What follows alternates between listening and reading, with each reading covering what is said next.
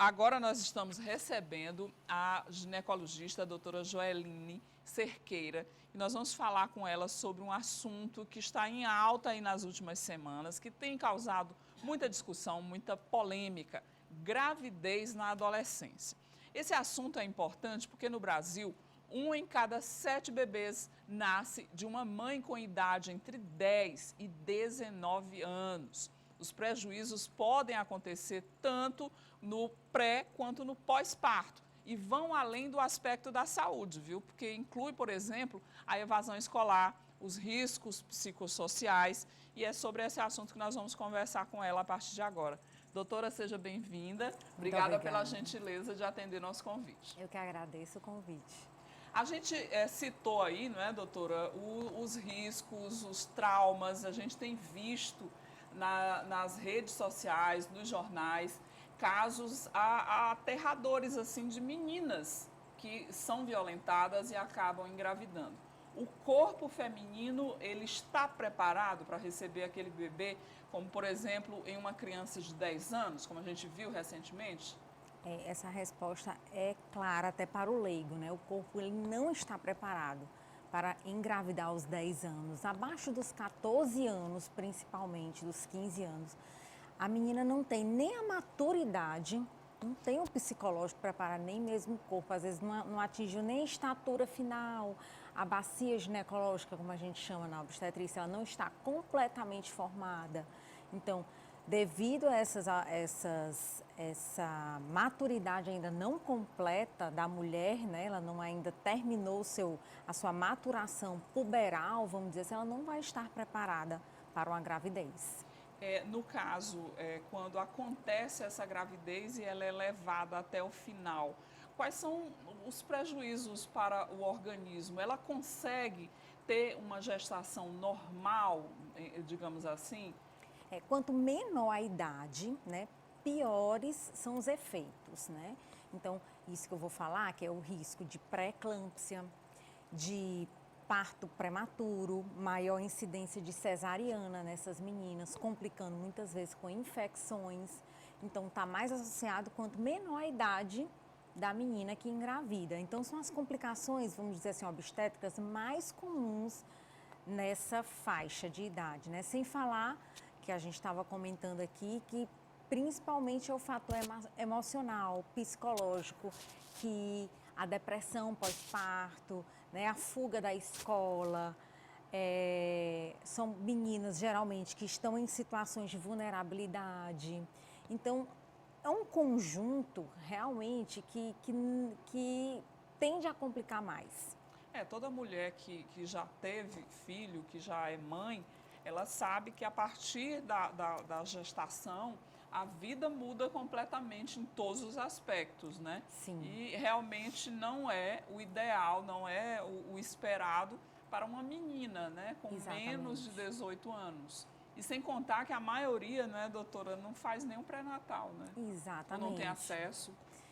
Começa pelo não apoio. Uma criança, quando engravida, ela geralmente não tem o apoio dos pais, não tem o apoio dos familiares. E essa falta do apoio é que vai gerar a ausência no pré-natal, o número mínimo de consultas, geralmente elas não obedecem, até porque elas não têm, como eu falei, maturidade para levar aquilo ali, né? Então, falta desde o apoio dentro de casa, porque, enfim, engravidou, a gente tem como prevenir, temos, mas engravidou, se a família quiser levar a gestação, ela tem que dar o apoio àquela criança e ela tem que participar de tudo que nós, mulheres, mesmo desejando a gravidez, quando passamos, a gente sente que não é fácil. Sim. Não é fácil, né? Muda. Um momento de muitas dúvidas, muitas dúvidas, muitas incertezas. Imagina uma criança. Né? E no caso da gestação, evolui, chega o dia do parto, doutora. Ela tem muita possibilidade de ter um parto normal ou é mais para cesariana, porque o corpo ainda está em formação? Isso. São pacientes que a gente termina indicando bem mais a cesariana, né? Como eu falei, ela não tem a bacia ginecológica ainda adequada para a passagem de um feto, né? Muitas vezes ela até compete com o feto, ela tem uma estatura baixa, ela tem um peso abaixo Então, a desproporção cefalopélvica, como a gente fala, a desproporção do bebê ao passar pelo canal de parto é muito frequente. Então, a cesariana é ainda a via de escolha mais indicada para essas crianças. A gente sabe também que a maioria das mulheres tem dificuldade na hora da questão da amamentação. É fisiológico, mas ao mesmo tempo é muito complicado. Difícil. Tem uma série de fatores que são complicadores, né? No caso das adolescentes, é muito pior? Muito pior. A gente sabe que a amamentação tem que trabalhar a cabeça numa gestação toda, não é fácil. Muitas não conseguem, mesmo tentando. Então, você já imagina um adolescente que tem até estatística que mostra que 7 em 10 nem deseja aquela gravidez. Então, como é que ela vai ter essa disposição para amamentar? Então, são bebês que geralmente não vão ser bem amamentados, não vão ter assistência pediátrica adequada, muitas vezes vão para abrigos, né? Então, assim, é uma gravidez não desejada, então ela não vai se preparar para aquela gravidez adequadamente, na grande maioria das vezes. Geralmente as meninas têm um período para começar a primeira menstruação, algumas podem ser mais precoce, outras um pouco mais velhas, 12, 13 anos. A partir do momento que tem a menstruação, e tem uma relação sexual, normalmente pode, né, acontecer a gravidez. Hoje em dia, 8 anos não é considerado precoce a primeira menstruação. 8 anos? 8 anos. Não é considerado. Abaixo disso é que é puberdade precoce, né? A gente não quer que nossos filhos, parentes tenham a primeira menstruação aos 8 anos, mas veja só, a partir do momento que ela começa a ter ciclos regulares, né? Então, a partir mesmo da primeira menstruação, ela já pode ser fértil. Meu Deus, mas 8 anos é um bebê. Ainda é bebezinho, doutora. É demais. Oh, meu Deus do céu. Olha, a gente que é mãe já fica assim, imaginando várias coisas na cabeça quando pensa, né, nessa idade tão precoce, com todos esses perigos aí do mundo. Recentemente, doutora, a gente teve um caso da atriz Clara Castanho, que ela sofreu uma violência sexual, mas ela só foi se dar conta da gravidez praticamente próximo de ter o bebê. O que aconteceu com o organismo dela? Isso acontece com mais frequência das mulheres não continuarem com a irregularidade, ter uma irregularidade na menstruação e não sabe que está grávida, o corpo não dá sinais, ou é a gente que não percebe? Sim. As mulheres que têm ciclos irregulares, isso é mais comum, não perceber a ausência da menstruação ou uma menstruação irregular que leve a pensar numa gestação.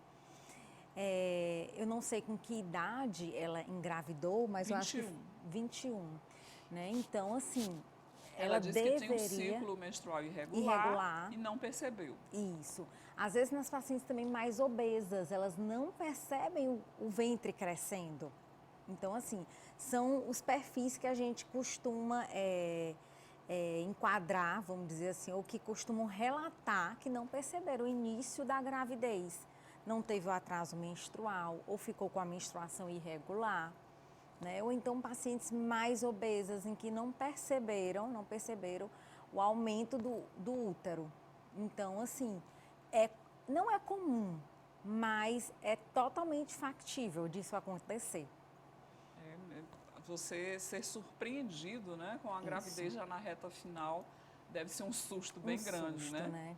E assim, as meninas que a gente tem visto aí, que têm sido vítimas, inclusive, de violência sexual, elas acabam não tendo nem conhecimento, né, do que está acontecendo com o corpo dela. Não tem nem como dizer, eu estou grávida, porque ela não sabe nem o que é aquilo. Exatamente. Com esse público, então, é mais comum. Ela não vai perceber as alterações no corpo dela. Muitas vezes já vai descobrir numa idade mais avançada de gravidez, né? No final da gravidez, como essa moça de 21 anos, né? Essa atriz descobriu. Mas na adolescente, na criança, é muito difícil ela perceber isso. Ela não vai perceber, né? Então, às vezes é a mãe, é a avó, É a madrasta que acha estranho, que acha estranho, que percebe, que leva ao médico, porque ela mesma não vai perceber isso, né? A irregularidade para ela pode ser uma coisa normal, a irregularidade menstrual. O ventre crescendo também pode ser uma coisa normal. Então, assim, é uma situação que a gente estava aqui comentando antes, assim, eu não tenho nem palavras para especificar, né? Uma situação de um estupro, de uma gravidez não desejada dessa forma. A criança não estava preparada para aquilo, né? Então, é corpo e mente que não está preparado, por isso ela não percebe muitas vezes em idade precoce. Ela está brincando, né? Preocupada com as circunstâncias próprias da idade de criança e não com essas que são de adultos. É uma situação que a gente tem que ficar realmente atenta. Doutora, mas a partir dos primeiros sinais da menstruação, das meninas, mesmo que seja de maneira precoce, como a senhora citou, que pode inclusive acontecer aos 8 aninhos, quais são as primeiras atitudes da mãe? Percebeu, faz o quê? A mãe deve levar nessa transição da puberdade, do início da puberdade, ao ginecologista, né? Porque às vezes a mãe, ela não tem aquela iniciativa de falar alguns detalhes, não só de vida sexual, mas da vida amorosa. Não é para despertar, mas a gente tenta, o ginecologista, pelo contrário, a gente tenta incentivar o retardo da primeira relação sexual. Isso é importante em casa, na escola, ao levar para o ginecologista. E, ao mesmo tempo, a criança, o adolescente, ele tem que ter a oferta dos melhores métodos anticoncepcionais. Porque, às vezes, já chega a gente com 12 anos, 13 anos, já tendo tido a sua primeira relação sexual. Então, claro que a educação, a palavra, a conversa é muito importante, mas o papel... além desse do papel da mãe, o papel do ginecologista é orientar os métodos anticoncepcionais. Então, a gente tem métodos anticoncepcionais considerados de escolha para adolescentes, são os que pouco falham, como o implante de progesterona. Você estava falando do implante anterior, não tem nada a ver com o chip, a gente tem o implante de progesterona que é muito seguro. O DIU, na paciente que já teve relação, ela pode colocar também. Sim. Né? Existem DIUs menores para adolescentes, né? Para pacientes que nunca pariram. E os próprios anticoncepcionais, né? Mas os de escolha, os métodos de longa ação, né? Como o DIU e o implante, eles são de eleição. E nunca esquecer de orientar o uso da camisinha. As doenças sexualmente transmissíveis são muito associadas nesse grupo de paciente vulnerável ao estupro, à relação sexual mais precoce. A gente vive aí um momento de pandemia, né, doutor, onde todos os olhos ficaram voltados para o coronavírus, mas as outras doenças, elas continuam aí, né, principalmente Sim. as DSTs. Sim. Então, assim, o estupro continua aí, né? Sim. Até aumentou, né, o número de casos, infelizmente. As pessoas mais dentro de casa, confinadas, né? E essa associação com DST também é comum nesse grupo.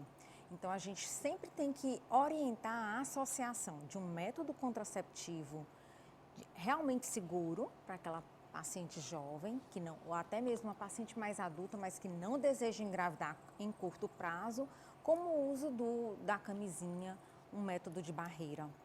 As meninas, quando acontece a menstruação muito cedo, assim, elas têm mais facilidade, caso tenha uma relação, caso haja uma violência sexual, elas têm mais facilidade de engravidar do que uma mulher mais velha?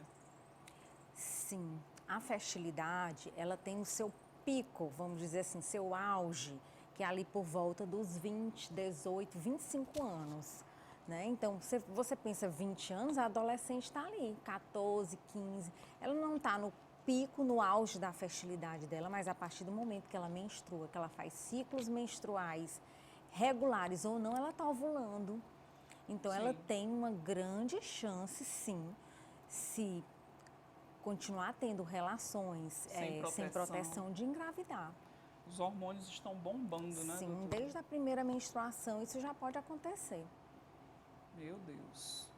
Olha aí, conversamos com a doutora Joeline Cerqueira, ela que é ginecologista, que tirou muitas dúvidas da gente sobre essas últimas notícias que têm nos causado, inclusive, espécie, porque são crianças que estão engravidando.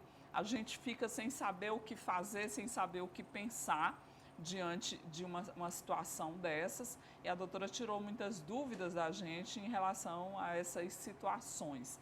É lamentável, né, doutora? O que a gente pode falar é isso, infelizmente. Assim, eu vejo que a única e mais eficaz forma de prevenção é a educação. Né? Como eu falei, a educação a nível escolar, a nível familiar, os ginecologistas, profissionais de saúde, treinados, capacitados lá dentro da UBS, né? Porque geralmente são pacientes de nível socioeconômico mais baixo.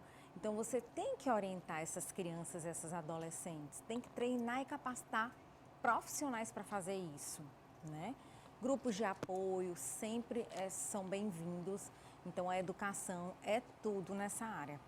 Do contrário, nós vamos ter muitas crianças cuidando de crianças, né? Exatamente. É uma realidade dura aí de enfrentar.